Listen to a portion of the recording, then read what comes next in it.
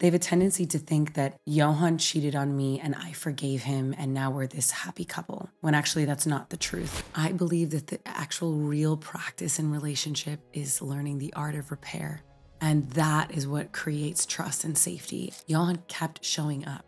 That's the difference. Like, you can't work with a man who is quote unquote avoidant, who doesn't have the willingness to do his own work. No amount of psychedelics or meditating could ever have gotten me where I am today. If it wasn't for human love and her heart and her relentless loving and willingness to not give up.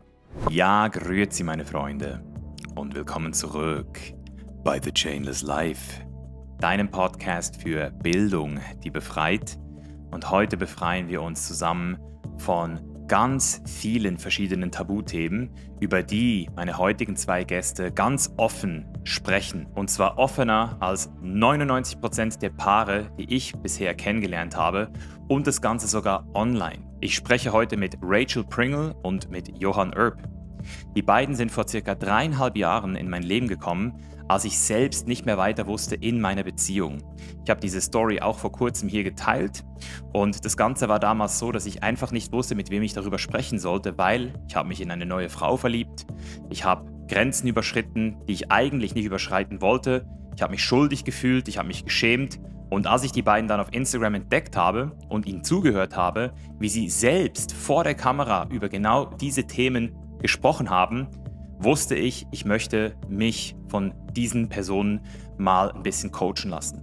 Ich habe dann über einige Monate mit Johann zusammengearbeitet. Er war damals auch einer der ersten Männer, der mich näher an das Thema Tantra und Breathwork gebracht hat. Und zwar in einer Art und Weise, wie ich es ihm auch wirklich abkaufen konnte. Das heißt, ich konnte von beiden sehr viel lernen.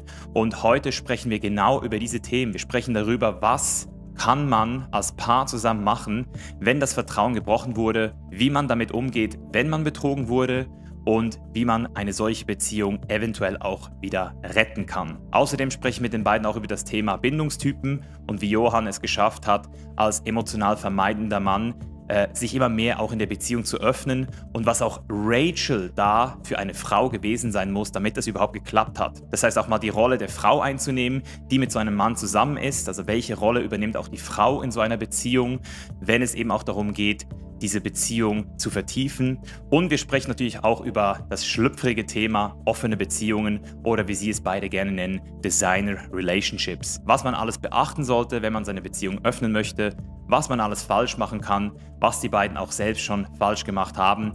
Das und vieles mehr besprechen wir jetzt. Und wie gesagt, die beiden sind schon seit über 12 Jahren zusammen, leben in meinen Augen auch eine sehr authentische Beziehung und ich sehe nicht nur sehr viel Liebe, sondern auch sehr viel Hingabe und sehr viel Commitment und das alles eben auch verpackt mit sehr viel Offenheit und deswegen auch für dich jetzt vielleicht mal eine Perspektive, die du so noch nicht gekriegt hast und dich damit hoffentlich auch ein klein wenig von alten Konditionierungen befreien wird. Ich wünsche viel Spaß, viele Learnings und gute Unterhaltung mit Rachel Pringle und Johann Rachel.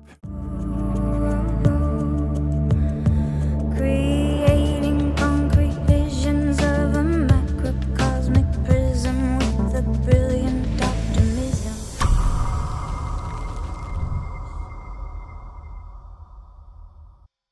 Hey, you guys are pros by now, right?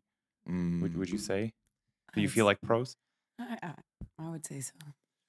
I mean, you know, if I compare myself to Rachel, I'm obviously not a pro, but you know, young Padawan, I'm still learning. Mhm. Yeah, I remember when we talked the other day, I told you that the reason why I feel like what you guys are doing is so important and so cool is that you're showing this like imperfect life of a relationship. Mm. And that's how I met you guys like 4 years ago when I was still portraying a very perfect way of relating with my ex-fiancée. And she showed me your video of you talking about your slip-ups, Yeah. the betrayal. And I saw that video and I was like, fuck, those guys are real. And on the same time, even today, to this point, sometimes I'm asking myself, how much of my relationship do I really want to share with the world? How much is this actually costing me in the long run when it comes to like privacy and also the decisions I make in my relationship? So I'm just curious maybe to start there. Like, how are you able to display the imperfection while still having some sort of like sacredness that you keep for yourself? Mm. Great question. For me, and I would say for us, it's been really important to, in our work, we work with a lot of couples, and to normalize Yeah. that things go wrong. And it doesn't mean that's the end, because there's these ideas a lot of people have, or these paradigms that we hold, these beliefs that we hold, that if something happens, it's over. Yeah. And then we end up being so hurt and so sad, because that was like my person. Instead of like, oh, something happened.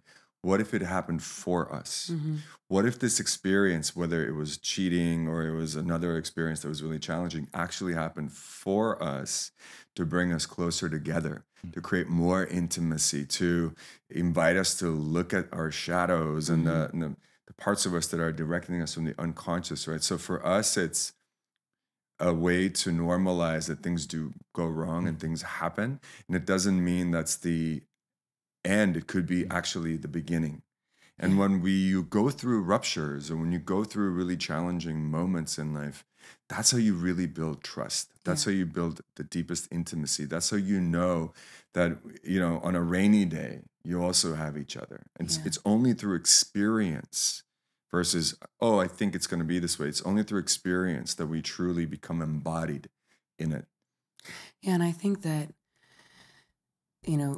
as you beautifully expressed, like perfectionism is such a big thing in our entire society. I most definitely suffer from that, especially in my past. And the more honest I am, the more free I feel, because then it's just out in the open. I love calling myself out. It feels so empowering. And I think that we're not taught that. And I would say for both of us, like our teaching style is through intimacy and through allowing people to not feel alone and to feel like it's okay. And it feels so good for me to feel like it's okay and to take off this impossible standard that we're all trying to reach, and recognizing that when you're just honest, loving, but honest, there's like such a weight off of our shoulders. And to what you said, like there's still so much that's sacred.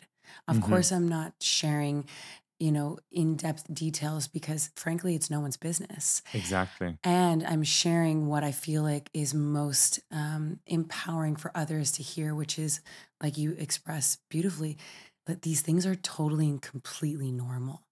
And so it's like, I don't need to give you the great details because frankly, people they don't really understand.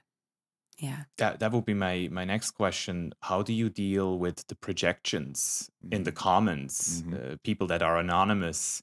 You probably went through a lot. Like, do you feel like you can actually learn from that sometimes even? Or is it also some sort of like a way of like, even like sometimes I could feel like two people read the same thing and maybe you guys go Yeah. through your own process, and like, how do you navigate that? I think that the most important thing was like we waited for this to be fully baked before we started sharing it. Like when this first happened, we didn't speak to the majority of our friends or majority of people. I shared this with like 3 people. And then eventually it was like maybe 5 or 6 of my closest people that I knew that could hold the sacredness, that wouldn't project their own fear. And it was years until I shared it with other friends, because I knew that their stuff would ripple out and it would cloud my judgment, and it would, make him the villain or me the villain. And then I'm having to clean up and like take care of them in the process, which I did not have the bandwidth for. And so when we started sharing publicly, it was from really a deep space of service and recognizing that it is triggering and it does bring up a lot for people, and that's okay, because we are completely on the other side. We are coming from such deep gratitude and love, and knowing that it was so perfectly designed that when we experience, which is actually not that often, but when it does happen, we recognize that it's just bringing up their own stuff, their own misbeliefs, their own limiting beliefs, their own, stigmas that have been put on them by society, by religion, and recognizing that, okay, that's, like that's perfect actually. Yeah, I would say that, people who are judgmental have a lot of growing to do. And a lot of folks really prescribe to this idea of like a Disney movie or what it says in a some sort of scripture or something. But it's all like it's idealism, and idealism doesn't work in the real world. Now that doesn't mean we can't hold high ideals, but we have to be able to move and dance with what life gives us. And for us, it boils down to a really simple philosophy, which is, do I believe this is happening to me or for me? If I choose to believe that this is happening for me, that God or the divine put this on my path as a learning, growing opportunity to become more conscious, more aware, more compassionate, more understanding, then we can embrace whatever happens with such like dignity and reverence, versus like, oh, I've been victimized and this is wrong, this is bad, this is the devil, this is evil, which is all, from my perspective, ego and identity stuff versus actually heart, which is what everyone's going for, the heart and the divine expression, but it's boxed in these really challenging ways where it's very difficult to live like that in life. It's unrealistic. And so I feel like we've done a great job at alchemizing our challenges as opportunities for growth and compassion.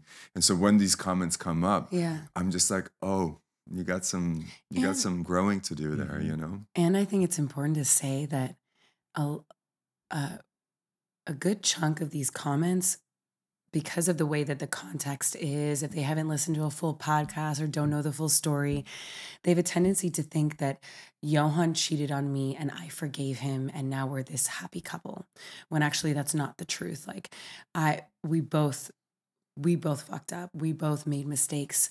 It wasn't like he was off being bad and I was like this pristine woman at home, which I think is important, because that is a lot of the story. And I think that women feel a lot of feelings around that, understandably so. And I went out and I definitely got... She was really bad, weren't you? I got mine.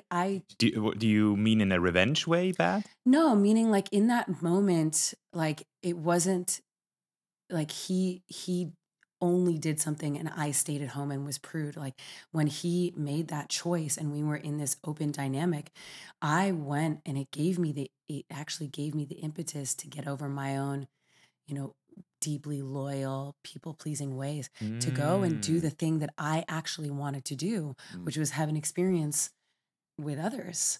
Yeah, this sounds almost like you're getting out of the drama triangle, right? Yeah. Like as long as you're the victim or the perpetrator or the savior, you're in it. Yeah. And a lot of people, that's actually funny that you say that, because a lot of people, especially some therapists now, start to speak up for that. Yeah. Of like, as long as you're the victim, you're in it.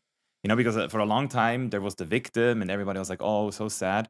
But you always play a role in it. And I feel like takes a lot of, how do you say that? It takes a lot of grace to say that in that way. You said you were waiting until it was fully baked. So that was probably like 3.5 years ago when I saw your video on Instagram.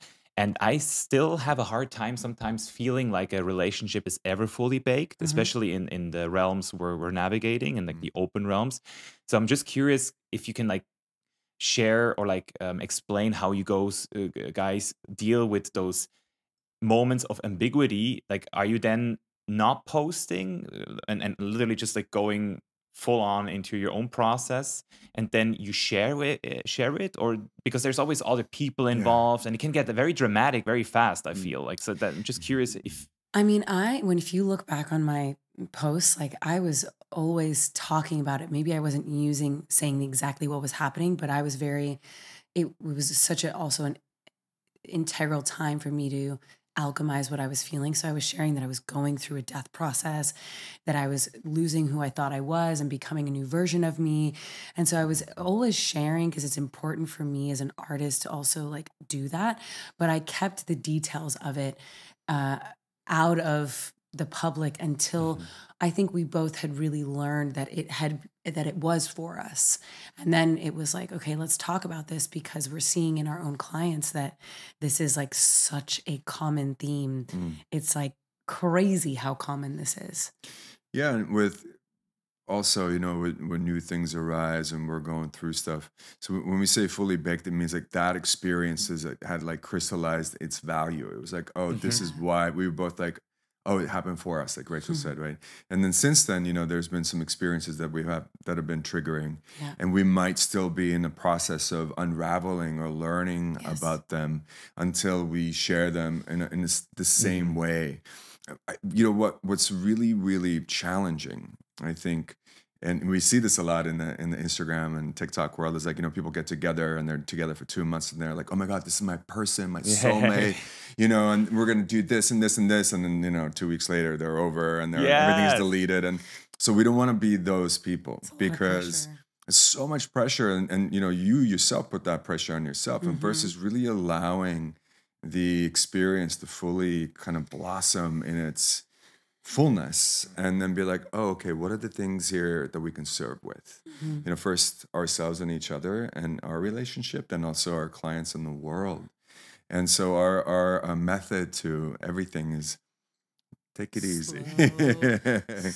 Yes. Despacio. Yeah, I really like the point of like waiting or like processing until it is for you. Yeah. Because then it actually serves other people too. Like it's the first time you can share it from a place of, guys, yeah, that makes so much sense. Maybe to go into this, the quote unquote rekindling trust phase of your relationship a little bit more deep internally, because that's how I basically came to you guys, because it happened, the same thing happened in my relationship, and I remembered that this was the first time in my life where I realized love is not enough. Like you can love somebody as much as you want, but if trust is fading out or trust is missing, it's not going to work. And there is this book you also recommended me back then from Esther Perel, like The State of Affairs, which I read. And she also talks about the different options after trust is broken. She says like sometimes you can't, like if a glass is broken, you can't put it back together. Sometimes it's too many shatters, right? And then she says, sometimes you can repair it. And sometimes, like the Japanese art, you make kintsugi, you make something completely new. Yeah. So I'm just curious about maybe your main challenges or like your main learnings out of that phase of actually rekindling trust with each other, and if it was something completely new you guys were creating through this. Yeah. Another cool thing Esther Perel talks about is not just repairing, right? Not just going to a place where we feel repaired, but from there, really going into thriving together. So it isn't just like repair, and then we see the shards are glued back together, and it's always a reminder of like, oh man, we like messed up. But rather, can we make art out of it? Can it become this beautiful chalice that is like sparkly with its glue and its beauty, and it's actually like a reminder that we needed to break in order to break open and expand. And so for us, once again, understanding that it was for us, and then understanding that before we were fully expressed, we were like living in these shells. It felt like, like you're snail and in the shell, but you're a really big snail. And you've been in the shell for forever, and you've grown a lot, but the shell is still tight.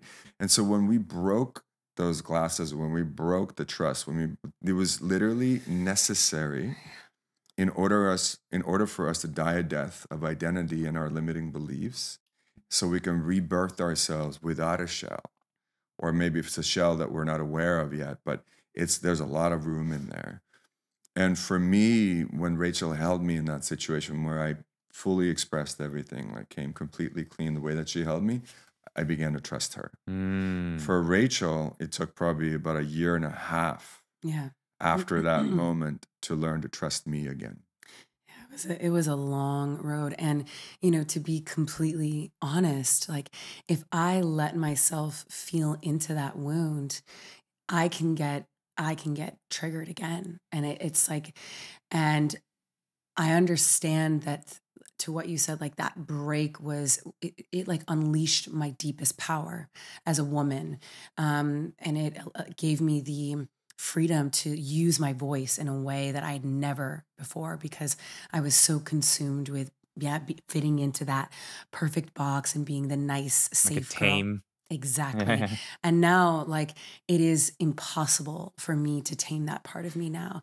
She is, Genie out of the bottle. she's out of the bottle. And I love specifically the trust thing, because I really believe that trust is a muscle that we train. I don't like love.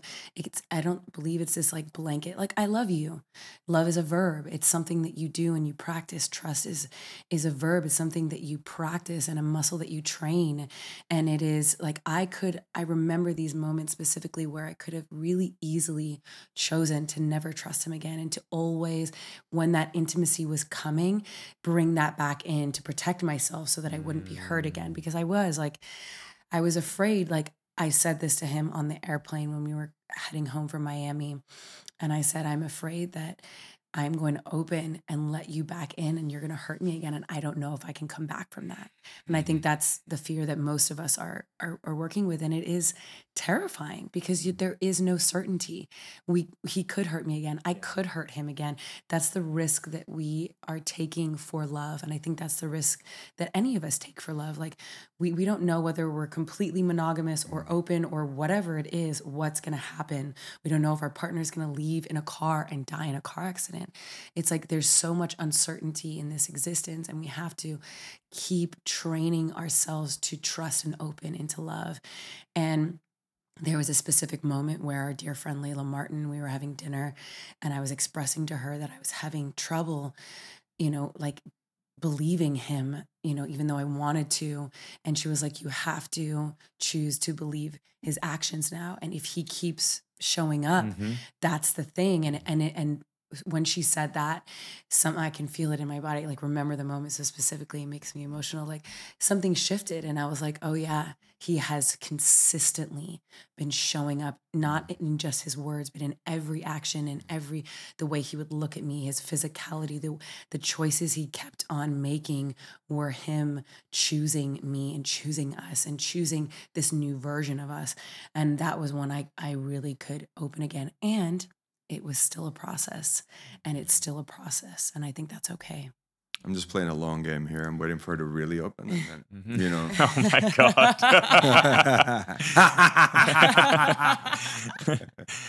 Actually, this story reminded me of something really incredible, which is we're eternally grateful for the people that made the movie Passengers. Oh my God, yes. Because we were on the way back. Jennifer Lawrence and Chris Pratt. Chris Pratt, bless you too. And we were on the way back, and from Miami, and that was a moment where I was like, Rachel was like, I don't know if I can come back. That trip was like, we were dangling by an edge. It was so. Yeah. Oh. And then we were on the plane, and we both decided to watch this movie. And the love story, and Oh my God, it makes me so emotional. it really, like, after that movie, Rachel was like, all right, I'm going to give this a go. Yeah. So thank you, Jennifer Lawrence and Chris Pratt and all the people who made the film. Yeah, thank you. Thank you for watching this. Yeah. You said practice love, practice the way of like trusting again. Like, what is your daily or like your practice that actually guides you through this? Great question. And I think too, like, to what Johann said at the very beginning, is like, I believe that the actual real practice in relationship is learning the art of repair. And that is what creates trust and safety. And so the practice of, we are committed to leaning into moment to moment, whatever comes up. And so we made a commitment through these periods of time to speak to the 3%. To the microscopic truth, as Kathleen Hendricks talk about, is like we can't not. We were in the car yesterday, and we were, there was like a moment of contraction, and we were having a disagreement, and like I was like, I went silent, and it's like I'm like in my head being like, there's no way that either of us could blow past this. It's literally impossible for us. Now we might take a moment, and he let me rest. And then we went into the grocery store, and he, it makes me emotional. And he gave me this look, and he hugged me. And it was just like, we are committed to forever, moment to moment, addressing what is there. And I think that that is such a huge, besides all of our other amazing gratitude and rituals, we have all these practices, but I think that's the most important thing in a romantic, or no, I should say any relationship, is the commitment to repairing when you feel that something is off. When it's that type of relationship where it's worth it, where you address when you what are you really feeling, like is there anything in the space, and having that desire and that inquiry to heal that wound. Because you know when there's something in space, and as a recovering avoidant here, in the past, someone would have to ask me like 10 times, like, what's going on? I'd be like, nothing. What's going on? Nothing. X10, and you're like, okay, fine, yeah, I'm feeling stuff, And so even as an avoidant, I would still know if there's something in this space. I would still feel I was so afraid to speak to it. And we have made a commitment that we are 100% transparent with each other. And that's the only way that we know that we clear stuff, and it's not like put away for months or weeks or years or whatever, like, oh, we can't touch that. It's all constantly being aired out, so that the air is so fresh. Fresh air, yeah. And you're like, oh, it's so good, so good. And so what we've learned through our practice, and the other practices that we do, like pyramid breath every day, where we somatically release that. You still do this every day? Every day. Still, okay. Every day. Forever. 30 minutes, 60 minutes, what is it? Sometimes 5 minutes. 5 minutes. Just I would say like mostly, I would say 20 to 30 minutes yeah. per day. But if we're busy, then it's 5 would be fine. But I'll say that it's rare. Like, we really make a priority to dip in for 20 to 30 minutes. It's rare that we do 5 minutes, but we do it consistently. Do you guys have a individual solo practice you do before or after, or is it literally that's your thing together? That's our thing. We do it together. I mean, when we practice, we're solo practicing, but together. We're facing each other with our eyes closed, so we're interacting, but we're in our own practice. Yeah. And that's the power of the somatic release, as well as the energetic exchange that happens, right? Yeah. Because we're in our own flow. And we can hear the other person being like, nah, or like, whatever is in the space. And it gives us permission to also, without the judgment, without the critic, express whatever we're feeling. And 90% of whatever is in the space gets handled. And then the rest of it, the 10%, we can just tackle. Because most people hold so much stuff in their body, in their soft tissue, that's been unexpressed, their traumas and things, beliefs and stories. It seems so big that you're like, no, I'm not going to touch that. Yeah. And then unfortunately, people don't have that conversation usually until the breakup conversation, when everything is actually being revealed. And then they're like, why didn't we have this conversation 10 years ago? Maybe a personal question. I'm not sure if you can help. And it's not based on a love relationship. It's based on another relationship where I feel there's another person that makes assumptions about me not wanting to be bothered by this person. And therefore, they don't really come up to me. And then at some point, I feel it, or then it's almost like, this doesn't work like this anymore. And I'm always like, why didn't you tell me before? And usually the assumption is you don't care about me. What is my role in this? Oof. What is my role in it? Like, what could it be, maybe? Well, I would say that I would acknowledge it. Yeah. And just say, hey, a part of me feels that there's something in the space. Does a part of you feel either anxious or angry or frustrated or misunderstood? And when we speak to parts, right? So then it's not, usually people can be like, yeah, part of me is frustrated, or part of me is disappointed, or part of me is scared. For you too, you're a big guy. Yeah. Right. You're a handsome man. You're smart. You're successful. You're actually way less intimidating in person, but like if people, you're a softie in person. Right.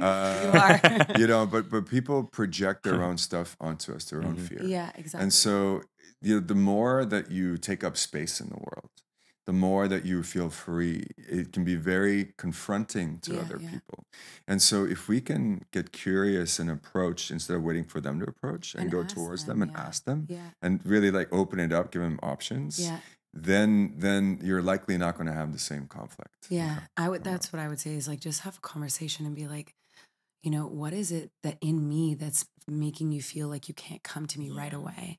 Because who knows, we could theorize, but we never know. It's like, I just had an experience with a friend, same type of thing.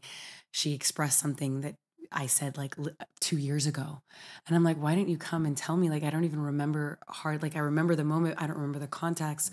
And it's whatever story that they're holding. And so it's like asking, I think asking the question is so freeing. Yeah.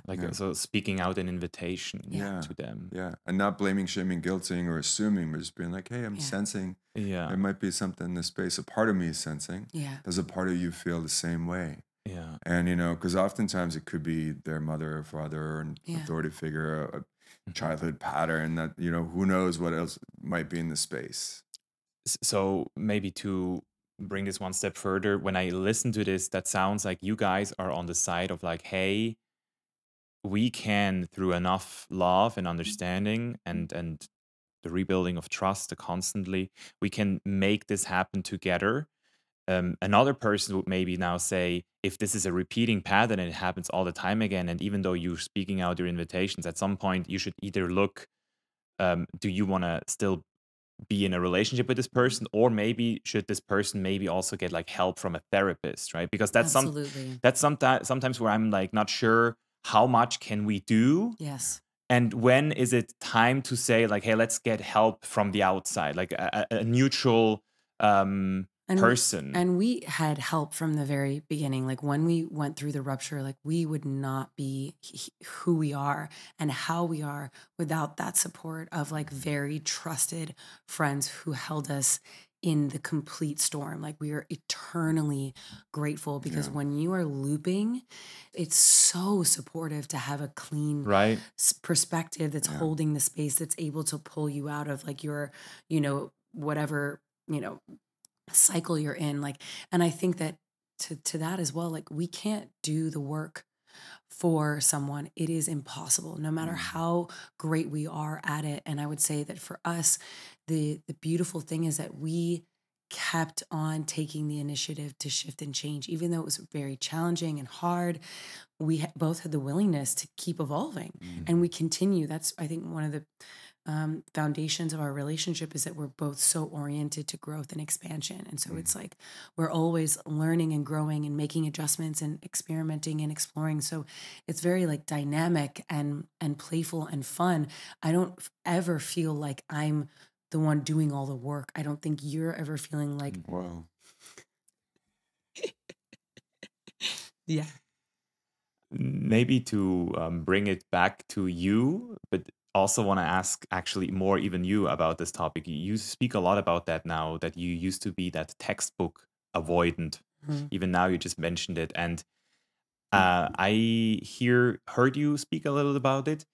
But what I also noticed is that in this relationship space we're in, a lot of women, they talk very almost like in a condescending way about the guys, the avoidant guys. Don't even like look at them. Don't date them. They're horrible, So I'm just curious, especially for you, Rachel, having his transformation obviously in front of you, and even from the outside, it's visible. Like, what is your role in this? Like, how did you hold space, or when did you actually had to also maybe even like penetrate parts of his heart in a way? Like, what was your work? Oh my God, it was the deepest work of my life, and I'm so infinitely grateful for it in terms of like our like or traumas or wounds are perfectly dovetailed for me to have awakened the deepest, most powerful version of me as a woman.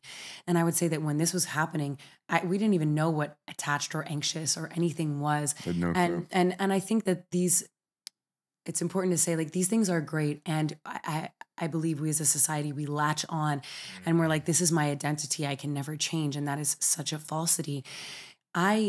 Something we always love to talk about, I think is so amazing when interacting with anyone in an intimate relationship, is seeing where this person comes from, and understanding that this person standing or sitting in front of you is not just this moment, but it's every moment of their entire life built in, baked into this person, their relationship with their mother and their father and their caretakers and their school and the way they interacted as a child and, everything. And so I knew that from the beginning.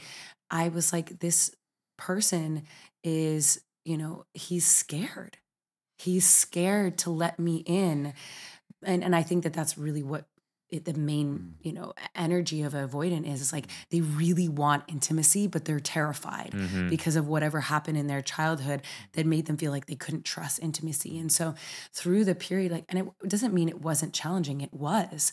And I didn't understand, right away what I would experience is this hot and cold, like he was, and when his love is on, it is like, it fills the room like an ocean. And when it's not, you're like, it's so, and so. No fresh air. No fresh air. Zero. I was very good at taking my love away. Yeah. And it was, and that It was, punishment. and that was also completely tied to my dad. My dad is so loving, and it's so rare that he gets upset. When he does, he turns to ice like him. So it was the perfect. You married your father. Yeah. It was the perfect dynamic for me to not make this mean anything about me, which was also my deepest work, to recognize that I would take things really personally and it was like all my worth was tied up in it. And then I was like, okay, there's a pattern here that I'm witnessing. Whenever we get really close, he pulls away, right? Or does something to pop the intimacy. And once we got deeper into these ruptures, I was like, oh, and started to understand more of his childhood, which is what these moments created opportunities to have really deep conversations about his childhood, which I think is so important in relationship to understand these dynamics. And I was like, he doesn't trust the feminine. And I was like, this isn't because he doesn't want to. It's because he doesn't feel like he can. And that is something that I can support him with. And so I remember these specific moments where, I remember one specific moment where we were in a contraction, and he said, maybe this is just who I am. And it makes me so emotional. And I was like, no, this is not who you are. I know what is underneath it. And I am going to show you what this is. And we're getting to experience it now. It's like, yeah, it was years of, and it's not like there's so much love. It was just that moment that the intimacy would come. He'd be like, oh, I'm too scared. And so the digging in and recognizing that he was holding this part inside of him that was like his. And I was like, you need me. Like, I need to see this. I need to show you that I can hold this. So it was this beautiful process. And through that, I think I'm saying this specifically for women because I see this so much, and I work with so many of my clients with this exact thing, is like this dynamic, I believe, is here for us to step into our voice and into our power. That doesn't mean be mean or cruel, because men can't hear that, because that's the wound that they generated this from. It means to learn to be in our mastery and not back down, but do it with love and relentless opening, and show him the vulnerability, show him what his actions are creating through vulnerable sadness of like, doesn't mean armor up. It means reveal, like, this is what your action is creating in me. You're hurting me by not giving me your full heart. And that through love, through like the pain of open, bleeding heart is like, oh, wow. I'm like, you're hurting me. This is not okay. And then he's like, oh my God, you're right. Like, I'm hurting the person that's actually like, that I want the most. And after time, it was like, he's the most loving, like, I would say he's in ways almost he's like surpassed me. He's like so gooey and loving because we've repaired that, like, oh my God, it makes me so emotional. Like that, like, little boy who was terrified you know? And it's like, that's what's happening in those moments. The same for me and all of us in our own traumas, we all have that. And also the factor of like, Johann kept showing up. That's the difference. Like you can't work with a man who is quote unquote avoidant, who doesn't have the willingness to do his own work. And that's when you do have to, you know, walk away or have that moment where it's like, listen, you either show up and do this with me or we change. But the ask to do this with me can't be nagging and criticizing. It has to be, I see your pain. I'm no longer going to stand in the wake of your pain. I want to help you heal this through love. Will you choose this with me? Brings me back to you, man. Your work, like your way of showing up. I mean, obviously in the relationship, but what was your work you were doing with yourself? Because I was reading your story the other day again, and there was a lot of spiritual bypassing in your life as well, right? Like yoga, meditation, psychedelics, probably. And this took a long time for me to understand that this is not the real deal. Or at least not only that, it has to always be somehow in combination with your partner. But I'm still curious about your way of showing up, the way she just mentioned. Yeah. I mean, Rachel was like she just expressed the crucial part. You know, no amount of psychedelics or meditating could ever have gotten me where I am today. If it wasn't for human love and her heart and her relentless loving and willingness to not give up.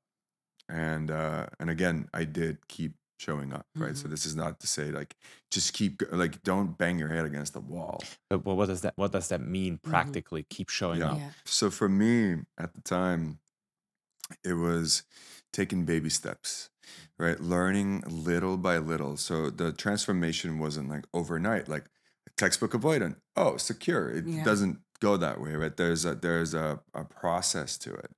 And so one of the things that we kept doing every day was we would practice together every day. We would do a pyramid breath. We would scream, cry, shake, you know. And for me, and I think for most men, and you know, and that's why a lot more women practice in pyramid breath than men, because it can be so confronting. Because you're invited to be in your feelings, and invited to sound maybe feminine or weird, or you're not, you're really invited to get vulnerable, which for most men can be very, very confronting. And also to say, like, this is when the practice was birthed. And so we went from a very silent, rigid Kriya yoga daily practice into the total opposite. Yeah. And another piece for me was I began to relate to the divine as her versus him. And I think for a lot of guys, you know, we have this idea that God is a dude, right? And he's this, you know, big dude, like maybe like Misha in heaven with a beard and, you know, has got a scepter or something. And so somehow the feminine isn't divine, or it's kind of like lesser divine. And I don't remember the exact causality of how it went down, but I began to really understand that the feminine is divine. In a really profound way, and I began to relate to the divine instead of as him, as her. Was she a part of that? That you were able to see through her, or was it? I think transpersonal? so. I don't remember exactly, but there was a lot of powerful women in my life. Yeah. At that time, they were incredible teachers, and when I look back at my life, like most spiritual teachers of mine have been women, in a way that and especially when I say spiritual, like heart medicine, right? Instead of like theory, ideas, and psychedelics or whatever, but heart, which is the seat of the soul, which is really like where it's all at. And that's how pyramid breath was born. And then also another thing was, you know, learning what we now teach, which again, we didn't have the tools at the time, co-devotional communication, was birthed out of our trauma, birthed out of this experience. Like, how can we approach this? Because when things got heated, I got, you know, my trauma was triggered, I would shut down. And I'd be like, well, sorry, I'm shut down. I can't do anything. And instead of like, well, what if there's a baby step there? What if there's a way of just putting words to, I'm witnessing a part of me completely shut down right now. Yeah. which was like a huge step from just going silent, becoming ice, and walking away. Yeah. Right now, she was in on my process. And so these little baby steps, and then learning to, to speak to the microscopic truth of the 3% that we discovered before we actually even discovered the microscopic truth, which is really the same thing. And then making a commitment. And that was the hardest thing. And I think it was even me that was like, absolutely, I was like, let's swear, pinky Yeah. swear, No. that we're gonna do, because I realized that I was holding so much back, and then finding the courage. It takes so much courage. Yeah. There's so much judgment and story. Oh, this is stupid. I shouldn't be feeling this way right now. Like, why? You're intellectualizing everything versus going into the feelings and just expressing. Yeah. And so those were all the steps of how can I deepen? And then, speaking of psychedelics, when I was really, really confused, I turned to the mushroom medicine and did a solo ritual. And then it was very revealing. They showed me very much what was going on. So I think that medicine is also very, very powerful as a truth medicine. When you cannot see your blind spots, they're like, here you go. Yeah. Same for me. Yeah. It's crazy how mushrooms, especially when it comes to like, for me, for some reason, like family and kids, they always point to that in a way where I'm like, holy shit, what am I doing? And the pyramid breath, I have to really like point that out. That was 3.5 years ago when I think that was the first time where I was breathing with the pyramid breath, and all of a sudden I started crying. I was like, what the fuck? I was like, whoa. Yeah. So that stuff works. Yes. Yeah, that was crazy. Wow. Thank you for sharing that. Yeah. Because that's such an important topic in my opinion, because like I said, there's so many condescending coaches in a way, very hurt women that are talking about that topic almost like, Yeah. he doesn't deserve you, fuck those guys. And I'm always like, holy shit, good luck to you. And also hurt men that are in their ego too. Yeah. There's a whole bunch. And we always say, to people when they're considering getting a coach and getting help, is like, make sure that person's life is a match to what they're preaching. Yeah, or something you want to experience. And because there's a lot of folks talk in theory, but they're not in a happy relationship. And so I think it's really, really important, if you can, find support that's actually embodying what you want to step into versus just an idea that they hold of what you want to step into. It's very, very different. Yeah. Maybe to finish this up with a question I just came up, because you are obviously not a textbook avoidant. No. Would you say, or maybe you have experienced a relationship, people you counseled, that two people can be avoidant and that can also work? Or is it usually... I really feel, and this is my honest truth, like anything can work when there's willingness. I really have, I fully own that I have an issue around these like identities that we latch onto. I think that they're super limiting. And I think that we are evolutionary beings. The one certain thing about us is we are meant to change and evolve. That is like our natural, most natural way and a way of existing. And so I think that if there is a willingness, anything is possible. And instead of trying to, put yourself into a box, is get the right type of tools, which I think are, for me, from my perspective and my experience, the two main things that I think are life-changing is, number one, somatic healing and learning how to get into the soft tissue and help yourself express, through pyramid breath, through all these amazing modalities, but like get into the body, let yourself feel. And then number two is learn how to master your mind. Like we are, and this, I think there's a lot of that in the world, is like people are mastering their mind, but then they're not dealing with their emotions. And when those two are combined, then it's like, oh, anything is possible when you have someone who's willing to. It's a beautiful way to say it. And I think when you say master your mind, it's really like, how do you make meaning out of the world? Absolutely. Right? Yeah. And we make meaning by the stories that we tell ourselves. Because it's all just subjective reality. And to your question, for two avoidants, their subjective reality is from an avoidant perspective, like it looks a certain way. And if we learn the co-devotional communication tools where we can learn to speak and say like, hey, wow, I'm witnessing a big part of me that's really shut down, or witnessing a part of me that's really scared. And the story I'm making up is that because I'm an avoidant, it's impossible for me to connect with another avoidant. But what I just didn't say was, because I'm an avoidant, it's impossible for me to connect with another avoidant. I said, I'm witnessing a part of me create a story that it's so. So we're becoming less and less rigid in this way. And to what Rachel said, when we infuse willingness into it and then support into it, everything is possible. Absolutely. And then identifying, instead of I'm an avoidant or I'm anxious or I'm this or that, I identify as divine love embodied. I believe that I'm a spirit having a human experience where everything is possible. And when we believe that, becomes our reality, therefore all the portals and gateways open up for transformation, because you just spoke it into being. I love learning and absorbing this type of information. I'm voracious for it. And I love, all of the different avoidance or human design, or all of that is so fascinating to me. And we can't become attached to it. Anytime we become like, there's, from my perspective as well, there's also in social media, it's like an attachment to trauma.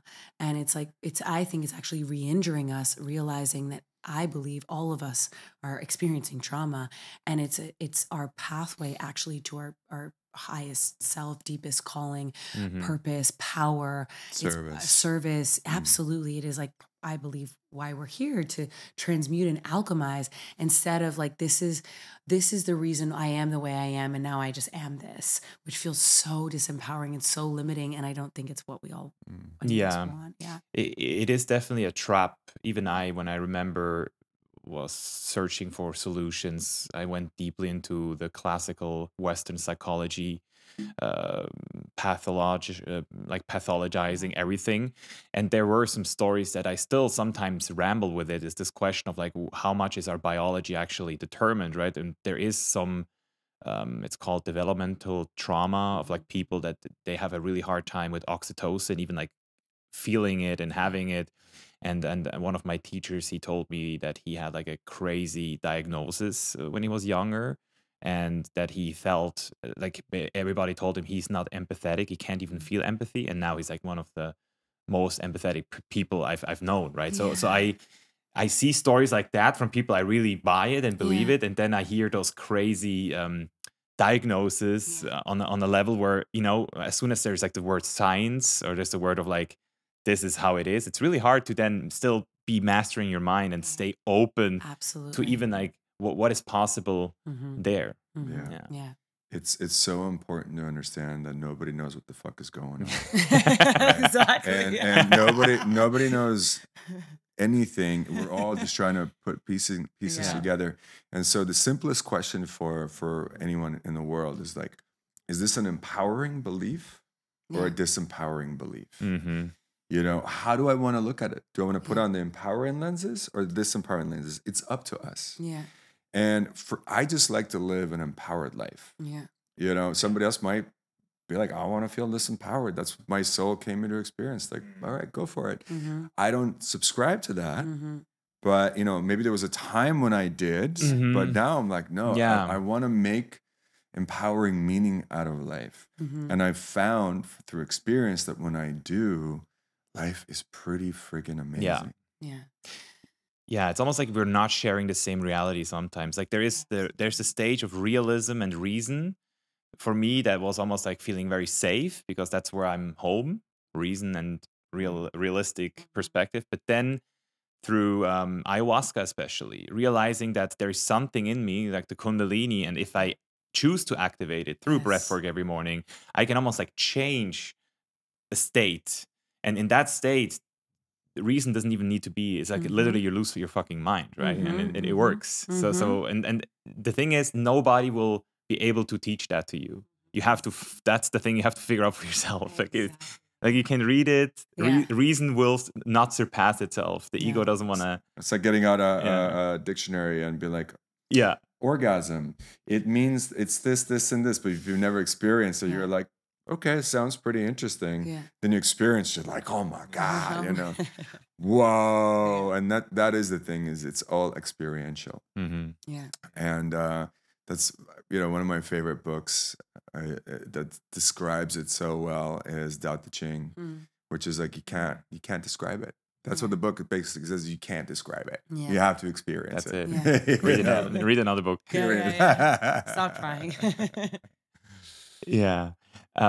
One more thing that makes you very unique or like very special for me and all the people I know is that when I look at the perfect relationship, obviously we talked about perfectionism, but just like the setup, the way somebody lives, you guys are coming very close because you're also living in a quote unquote truthful, open relationship, whatever that means. I feel like I'm committed to the truth at this point. That's the easiest way for me to describe what it is. And truth is also, there's desires and they come and go, but they're still here. Yeah. And I want to be truthful to that too. Mm-hmm. And I'm just curious because there's also that part in your content you're sharing. And maybe also for people who listen right now who are, because there is so many people who practice that lifestyle in private but would never talk about it. Mm-hmm. And it's almost like this dark number of people that enjoy the lifestyle but would never actually come out of it. So it looks like this is just a few really weird people who live poly and open. But it's actually, for me, in my experience, more people than you would assume. Yeah. Mm-hmm. How was that for you in terms of your family and your friends when you quote unquote came out with that? Like, was that a challenge for itself, or did you just own that? I don't think we ever came out because I don't again, the identity thing, like I don't consider us poly or open. I if I want to label it, I label it as like we are in co-devotion and we are devoted to our greatest expansion and awakening through our love. What are you laughing at? You're just so cute.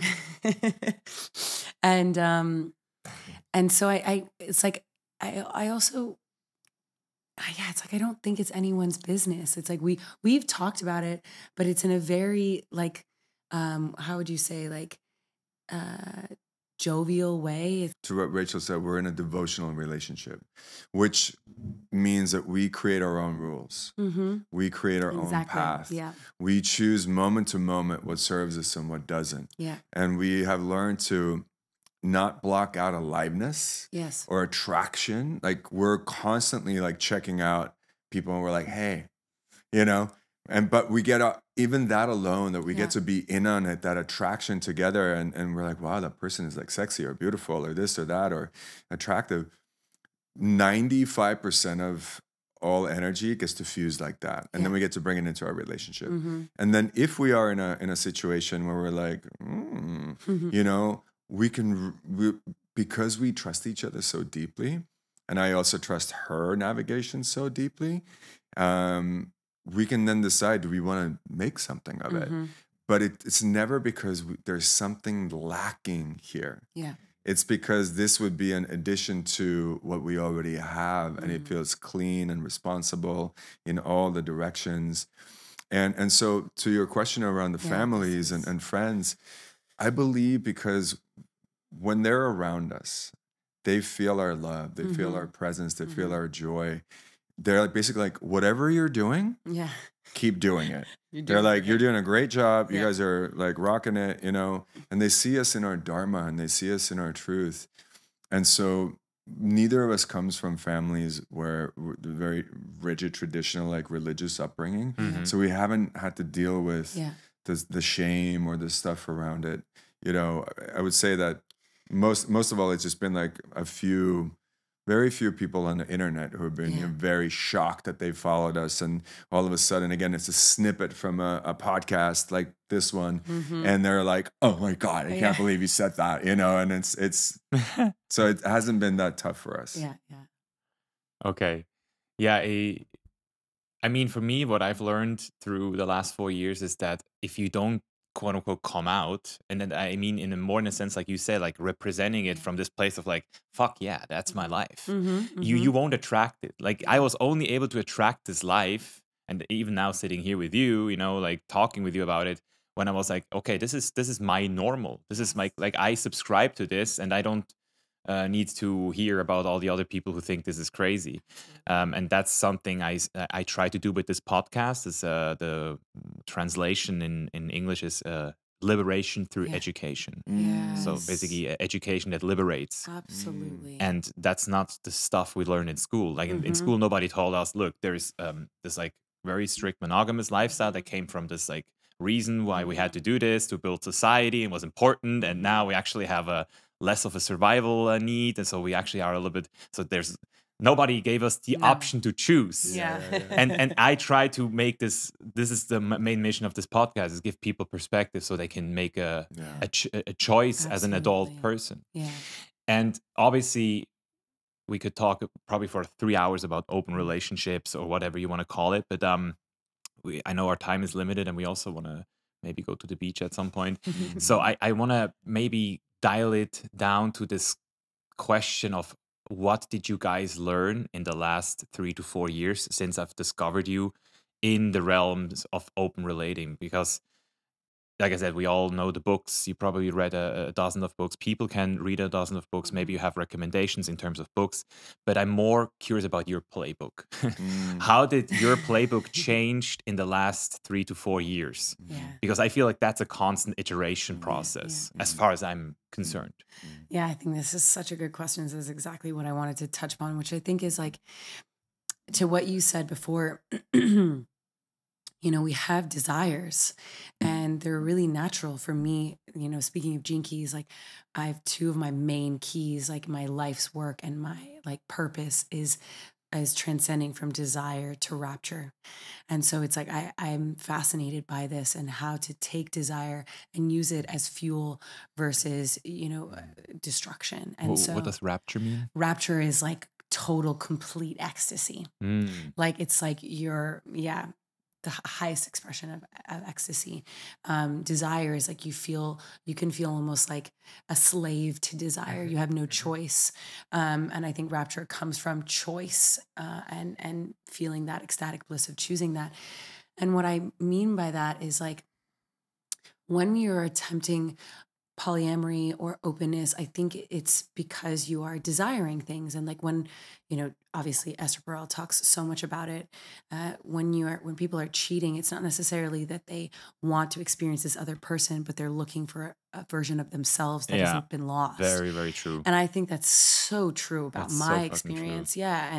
And so once that happened, we realized the absolutely imperative nature to talk about these things continuously, not just once and never again, but to be in the discovery, because as you said, we are always evolving. My needs and desires, sexually, sensually, you know, specifically, are always changing. Like, who I was before is like a totally different version of me now that I didn't even know was even online. And I'm sure that there's so much more to come, which I'm so excited about. And so the ability to have this open system and to bring it to each other and to keep exploring, which is what we did, is like, anytime there would be a deeper level of attraction, we would explore, like, what is it that I'm getting from this person that I'm perhaps not feeling alive in you, and how can we integrate it in you, in us, and vice versa. And when we continue to do that, it just opened up all of these spaces for us. And through all of the open experiences that we have had, we've taken them and entered them into our relationship, sensually and sexually, as fuel. And it's become amazing. So as Johann said, like, you know, like the amount of experiences that we're having is like a very small amount, because we have a great experience. It's wonderful. And then we take it in and then we supercharge it into our love. And because there's this deep safety and trust and intimacy, we're able to go like way deep into the portal, and it just expands.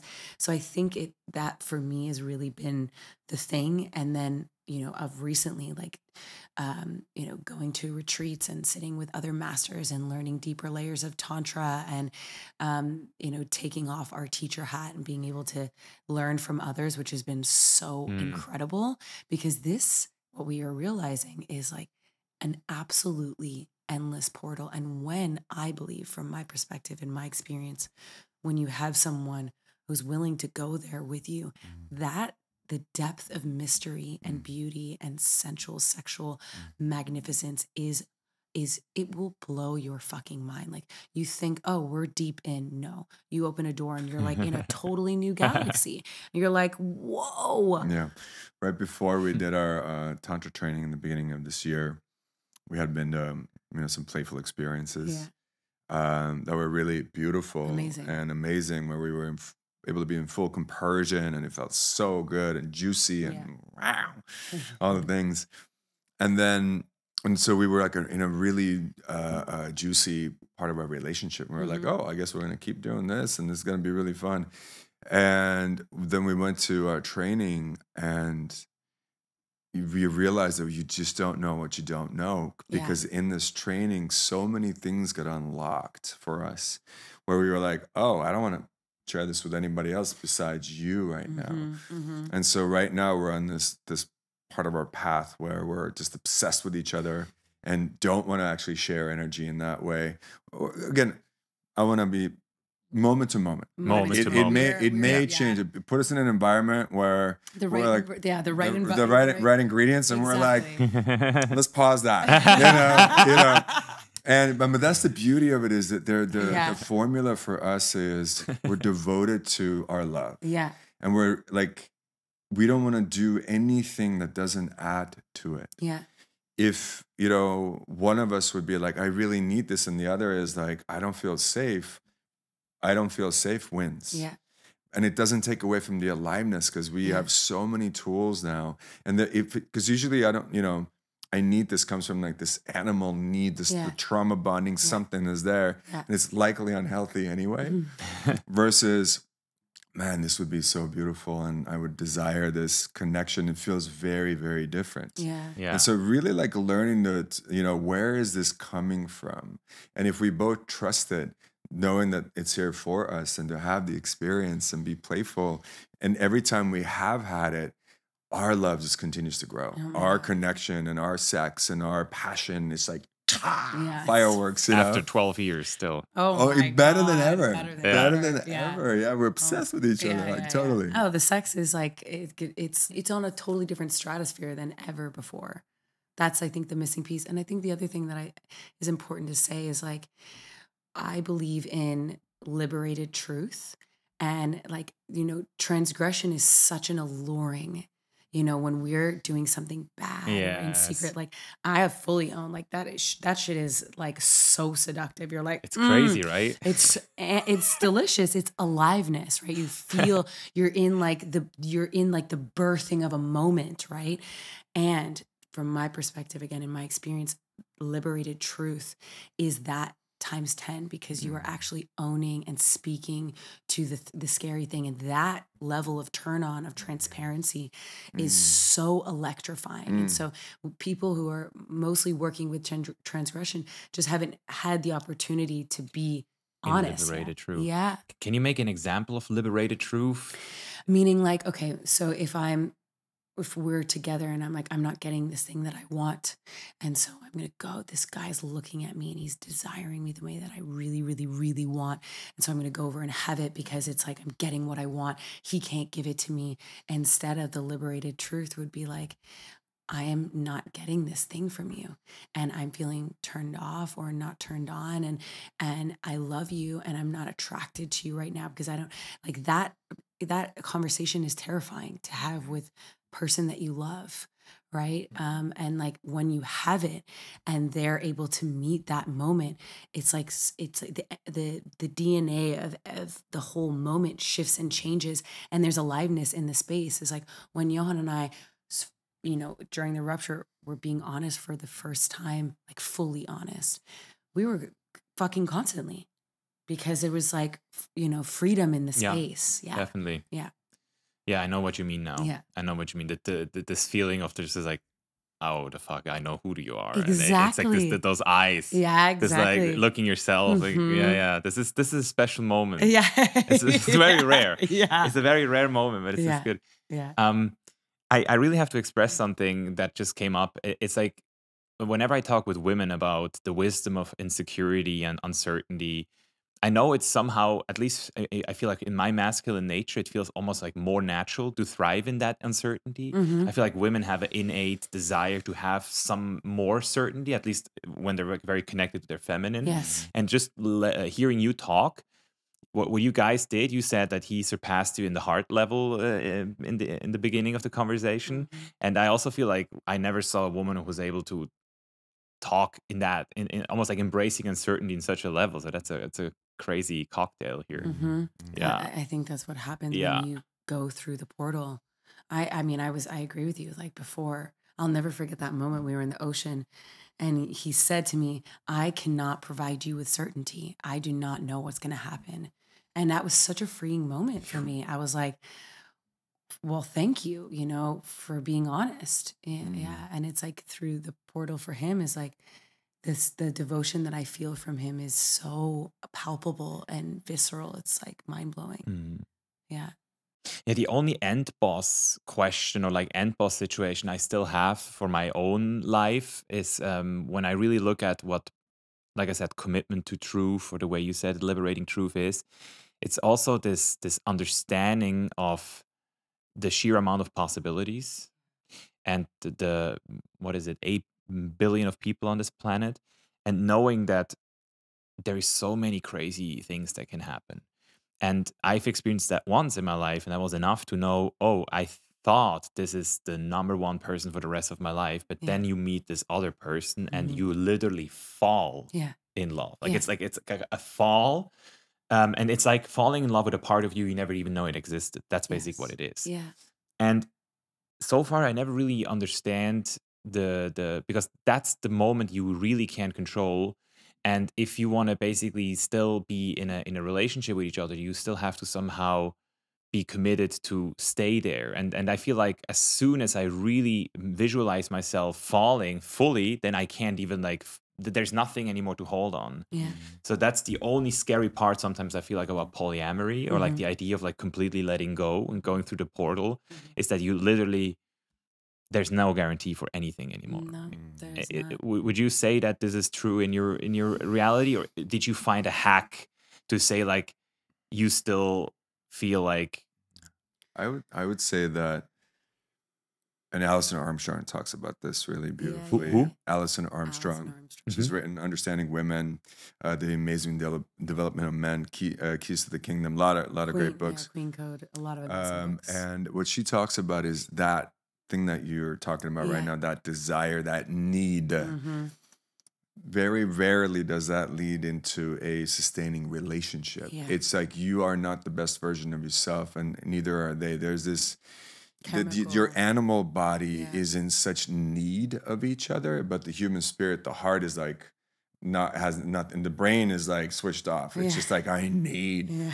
And so that's one. It's like, what do you want to focus on? Do you want to focus on building a relationship where there is aliveness in a way that is inspiring and beautiful and includes the human spirit and the human heart? Or do you want to be in a dynamic where you're like obsessed and need each other and, in this animalistic thing, which is fun for a moment, but it's usually not sustainable. There's a lot of jealousy. There's anger. There's usually trust gets broken. Like where are they? Like there's all this like energy going on because you need them. So I think that in the art of relationship and in creating a sustainable relationship, you want to choose a partner that you can have an amazing time with and a lot of fun with, and you can build with. You can maybe build so much trust that you can have experiences that are very enlivening. But we feel is this is home. Yeah.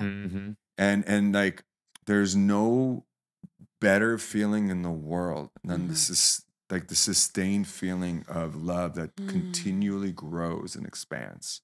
Like when you wake up with it, you're you sleep with it, you make love with it, you eat with it. It's constantly there. And I think that instead of the short bursts of intensity that we sometimes seek, this thing is like, for me, at where I'm at in my life, like nothing. I wouldn't trade this for anything. It's the best feeling in the whole world. Yeah. And the thing I want to say that is important as well is like, I'm so grateful that I experienced being in love with two people at the same time. I'm so grateful for that experience because, like you said, you don't know what you don't know. Like, I was in love with him and I was in love with someone else. And I wanted him and I wanted someone else. And I was like, oh, wow, this is possible. This is completely possible. It doesn't take away my love from him. Makes it stronger. And so I'm grateful for that moment. And I think to what you said, which is absolutely true, is understanding the minutia, and even like that, let's say the second time of like in more recent playful experiences, my more recent lover, whom I love and adore, is like it's so safe knowing that like this is my person that I want to build a life with, and this is a person I get to play an experience with. I'm not confused about having a relationship with them, which actually allows us to have a level of intimacy that feels really, really safe. And so I think it's understanding all of these different things that I believe can only happen through our ability to slow way down and actually feel what it is that we are experiencing. When I fell in love with the first man, like, I bless his light. I adore him, love him. He was like, I'm so grateful for him. And like, that was never going to be anything other than what it was. Like, Johann, the way that he holds me and the woman that I get to be in a relationship to him, in terms of like, I have a lot in me and not many men could hold this. I think that, and I have crushed, frankly, like a lot of men through just my muchness. And he's just like, oh, he's so cute, Yeah. And it's like, it's amazing. And so it's like recognizing what you said, like, can I build a life, a love, like all these different things versus just the chemistry? Because, and I didn't know that. It took me a while to like, once the chemicals of my brain and body like calm down, to be like, oh, maybe this actually isn't like a good. And when you're in those chemicals, the brain ain't working. Yeah. As we all know from experience, it's like when you feel that energy, it's like everything else, goes out the window. We can be willing to kill or murder or steal, whatever, to toss our baby out the window. Like, it doesn't matter. Like, I need this. Like, that's a red fucking flag right there. Yeah. Yeah, it's a good point. It almost feels the term home. It makes somehow even sense if you look at it. If you decide you want to build a home, you start to buy furniture, you buy your own stuff, and you have your own little things, and then maybe you go to this like crazy villa somewhere in Asia, and you feel like, oh, this is actually such a fucking beautiful home, and I could even think about living here, but I'm actually gonna miss my coffee mug in the morning, Exactly. And I'm gonna miss my personal stuff that is in my home, and this is my stuff, and this only happens when you start to invest in one person and invest in your home, right? Like, it's almost like this.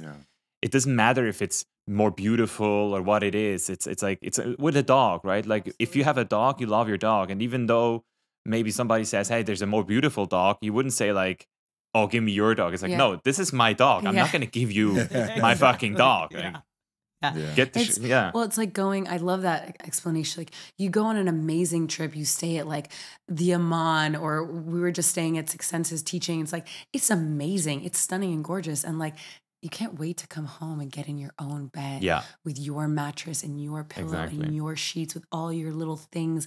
And you get in there, you're like, oh, this, like, it's a different thing. Yeah. You can fart. Exactly. Well, she doesn't care where she is. She's letting him rip.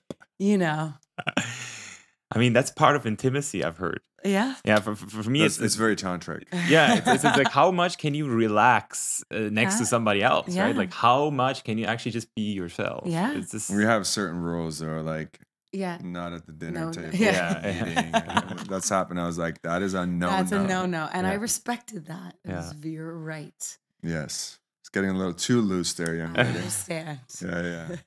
I'm so free. Boop, boop, boop, boop. Yeah. Thank you so much, guys. It was a Thank pleasure. you. It was such a joy. Yeah, Thank thank you. you.